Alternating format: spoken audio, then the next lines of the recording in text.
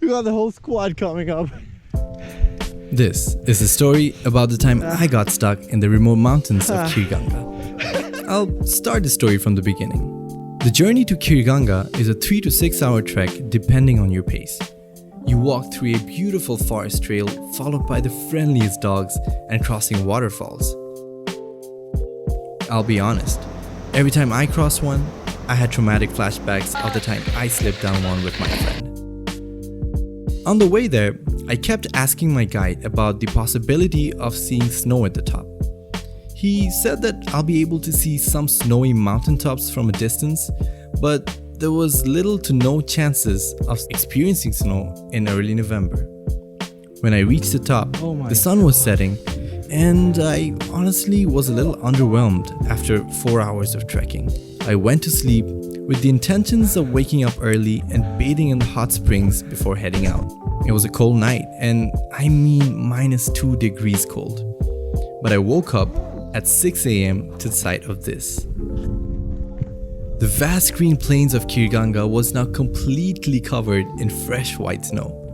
I felt like a kid witnessing my first snowfall. But now there's another problem. Our tour guide said that it's practically impossible to head out in the snow and suggested we wait for the snow to stop.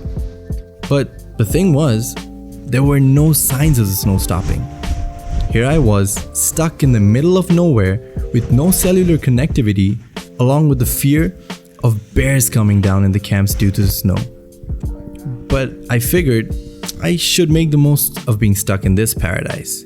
So I got some amazing time lapses, made my first snowman, and also tried to take some cinematic shots of my host with the chainsaw. आप यहाँ पर on करें.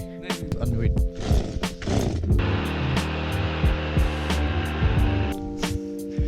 After breakfast, we headed up towards the natural hot springs of Kheerganga, and this has an amazing story.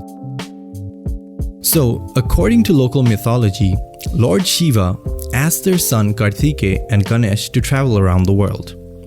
While Kartikeya literally went on a world tour, Ganesh circumferenced around his parents. Impressed with Ganesh's wit, he was made the king. But when Kartikeya returned from his world tour and saw that his younger brother was made the king, he was pretty pissed. So he came to a cave in the Parvati valley to meditate. Goddess Parvati later came to take Kartikeya back home and tried to convince her son by making kheer flow from the mountains for her distressed son. And the white sulfur that you see here symbolizes the malai from the mountains here, hence the name Kheerganga. The hot water of the springs calms you down, soothes your senses, and makes you do stupid stuff. Oh God! On a serious note, the bath literally raises your body temperature. I wasn't feeling cold for the next 5 to 6 hours, even though it was literally freezing outside. It eventually stopped snowing later that night, and I was able to head out again the next day. This definitely was one of the most amazing experiences of my life.